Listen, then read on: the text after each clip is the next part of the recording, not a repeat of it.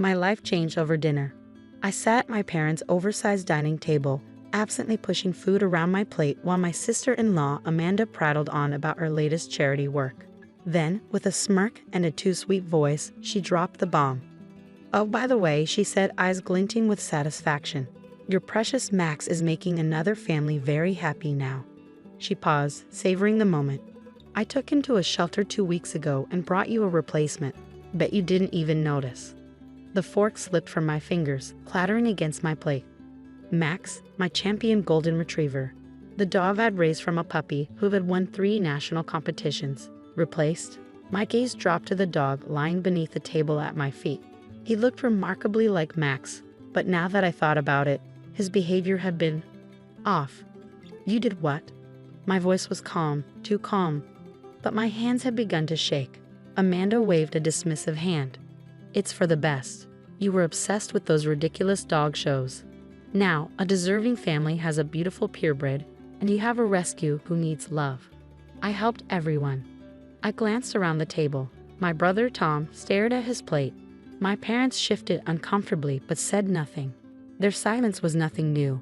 They had always preferred keeping the peace over confronting Amanda. "Interesting," I said, taking a slow sip of water. Amanda's smile faltered slightly. She expected outrage, maybe even tears. What she didn't know, what none of them knew, was that Max wore a GPS tracker. Not the obvious kind, but a sleek, high-tech device embedded in his collar. Years in the dog show circuit had taught me to take precautions. "You had no right," I said quietly, pushing back from the table. "Max isn't just a pet. He's my partner, my business, my friend." Amanda rolled her eyes. "Oh please, he's just a dog. Besides, I did you a favor. That show circuit was making you unbearable. Always traveling, always training. Now you can actually enjoy having a normal pet." I stood, pulling out my phone. A few taps brought up the GPS tracking app. Max's location pinged immediately, 30 miles away. The app's history mapped every stop he'd made in the past 2 weeks, including his time at the shelter and the address of the family who adopted him. "Where exactly did you take him?" I asked, though I already knew. "Happy Tales Shelter on 5th Street, Amanda said, smug. The family that adopted him was perfect. 2 kids, big yard, stay-at-home mom. Much better than wasting his life jumping through hoops for ribbons." Tom finally spoke. "Amanda, maybe you should have." "Oh, stop it, Tom," she snapped. Someone had to do something. She was turning into one of those crazy dog people. I ignored her and looked down at the imposter dog under the table. His eyes were soft, uncertain. None of this was his fault. "How did you pull this off?" Amanda preened. "Found him at another shelter last month. The resemblance was uncanny. I took Tom's house key, waited until you were at work. 1 dog out, 1 dog in. You were too busy to notice." The casual way she admitted to breaking into my home and stealing my dog made my blood boil, but I kept my expression neutral. "And Max, he just went with you." "Well, he resisted at first," she admitted, "but treats did the trick. He's fine. Probably loving life as a normal dog instead of your show pony." I grabbed my things, including the imposter's leash. "I'm leaving." I turned to Amanda. "You should have thought this through better." She laughed. "What's there to think through? It's done. What are you going to do about it?" I didn't answer. I didn't need to. The drive home was tense.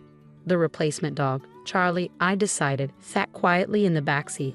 First thing tomorrow, I checked for a microchip and tracked down his original shelter. He deserved a real home, not to be used as a pawn in Amanda's twisted scheme. As soon as I got home, I called my friend Lisa, a dog show judge and an animal rights lawyer. "She did what?" Lisa's voice practically crackled through the phone. "I have proof," I said, pulling up the GPS data. "Every location, every stop." And she admitted at dinner that she stole my house key to do it. Lisa was already typing. "This is theft, plain and simple. And because of Max's competition titles and registered status, it's grand theft in most states. We'll get him back. And trust me, Amanda's going to regret ever touching your dog." As I got ready for bed, my phone buzzed. A text from Amanda. "You're being awfully quiet." Finally realizing I did you a favor. I didn't reply.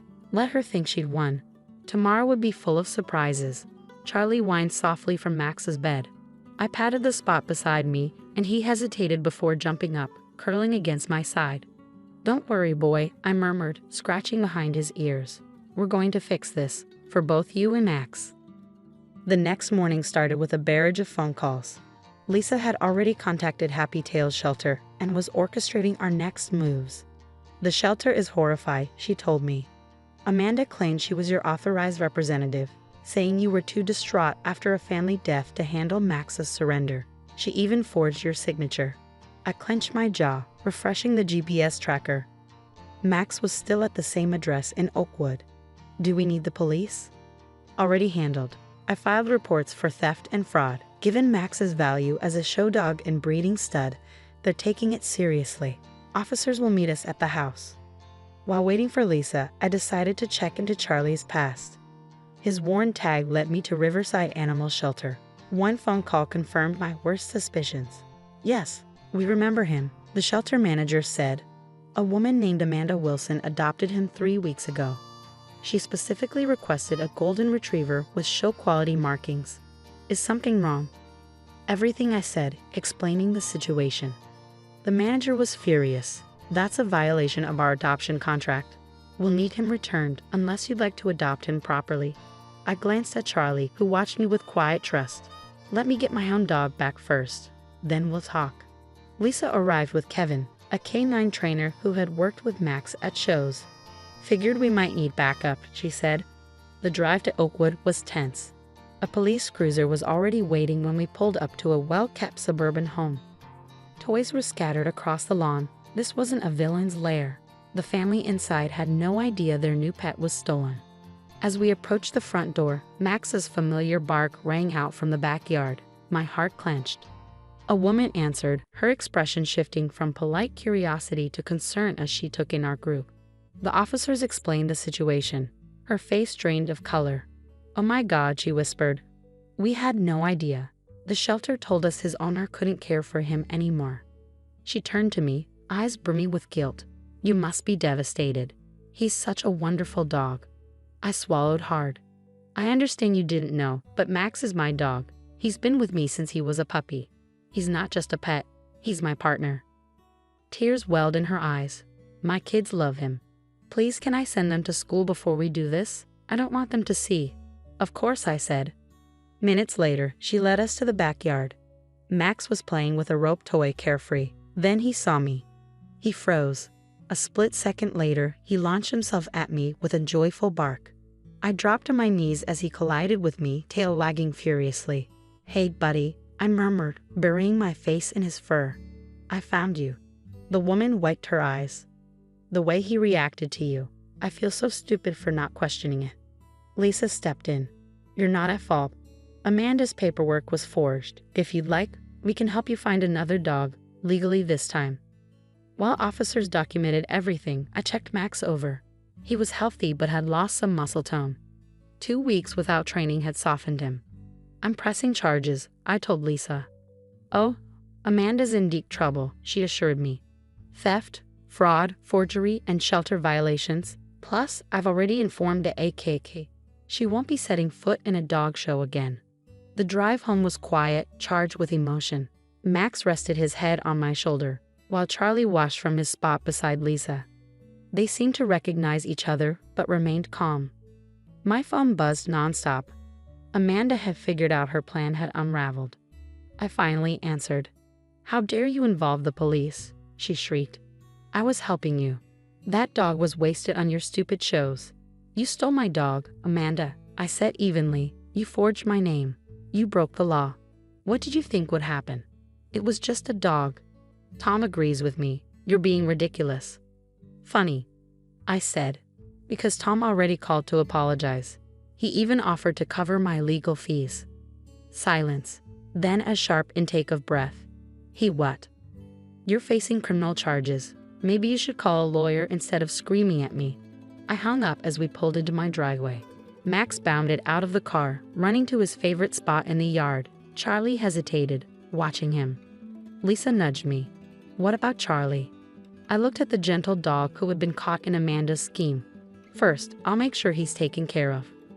Then, well, maybe my house has room for 2 dogs." That night, as I got ready for bed, Max followed me from room to room, unwilling to let me out of his sight. Charlie watched from his new bed in the corner, already fitting into our routine. A text from Tom popped up. "Amanda's been served. She's hysterical."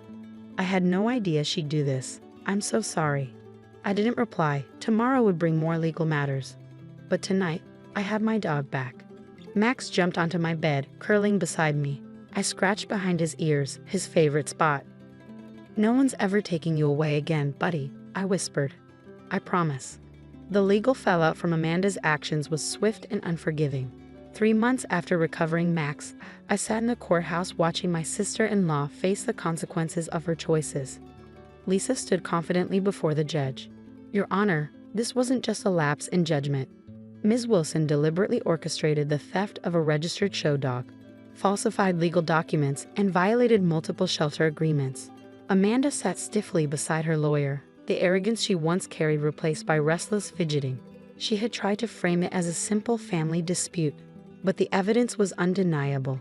GPS data tracking Max's location, her recorded confession at dinner, and the forged shelter paperwork. Every detail pointed to premeditated theft.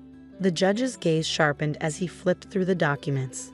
"So you adopted a shelter dog for the sole purpose of using him as a stand-in for the one you intended to steal?" Amanda's voice wavered. "I was just trying to help. She's obsessed with those shows." "By committing fraud and theft?" The judge's expression hardened.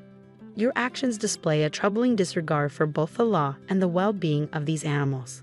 The final verdict exceeded our expectations. Amanda was sentenced to probation, ordered to pay substantial fines, and banned from adopting pets from any shelter in the state. She was also required to reimburse me for Max's lost competition earnings and cover the costs of Charlie's care. As for Charlie, he never left. I couldn't imagine sending him back after everything he had been through. He and Max had formed an unexpected bond. The champion show dog and the shelter rescue, each finding something they needed in the other. Outside the courthouse, Tom approached hesitantly. We hadn't spoken much since everything unraveled. "I left her," he said quietly. "This whole mess made me realize how controlling she's always been. I didn't see it before." I studied my brother, seeing the exhaustion in his eyes. "She needs help, Tom. Real help." "I know. Counseling is part of our separation agreement." He exhaled, watching Amanda disappear down the courthouse steps with her lawyer. "How are the dogs?" A small smile tugged at my lips. "They're great. Max is back in training and Charlie's learning fast. Turns out he's got a knack for agility courses." Life slowly settled into a new rhythm. Max returned to the show circuit, our brief absence explained as a family emergency. If anything, we were stronger now. Charlie became a fixture at every event, watching with an enthusiasm that made me wonder if he had a future in the ring himself. Amanda's actions rippled through the dog show community, prompting stricter security measures and verification policies at shelters. Lisa even helped draft new guidelines to prevent future thefts. My parents finally took a stand, no longer brushing Amanda's behavior under the rug. One afternoon, while watching Max and Charlie play in the yard, my mom sighed. "We should have stepped in sooner. Keeping the peace shouldn't mean ignoring the problem." 6 months after the trial, an unexpected letter arrived. It was from Amanda, written from her therapist's office as part of her court-mandated counseling. "I see now how wrong I was," she wrote. "I convinced myself I was helping, but I was only controlling and hurting the people around me. I'm sorry for what I did to you and to the dogs. You were right. They weren't just pets to be swapped out for my own convenience." I tucked the letter away, acknowledging the apology but unsure if I was ready to forgive. Time would tell if her change was real. 1 year after Amanda's reckless scheme fell apart, I stood in the winner's circle at the National Dog Show. Max had just won Best in Breed, his tail wagging proudly as he leaned against my leg.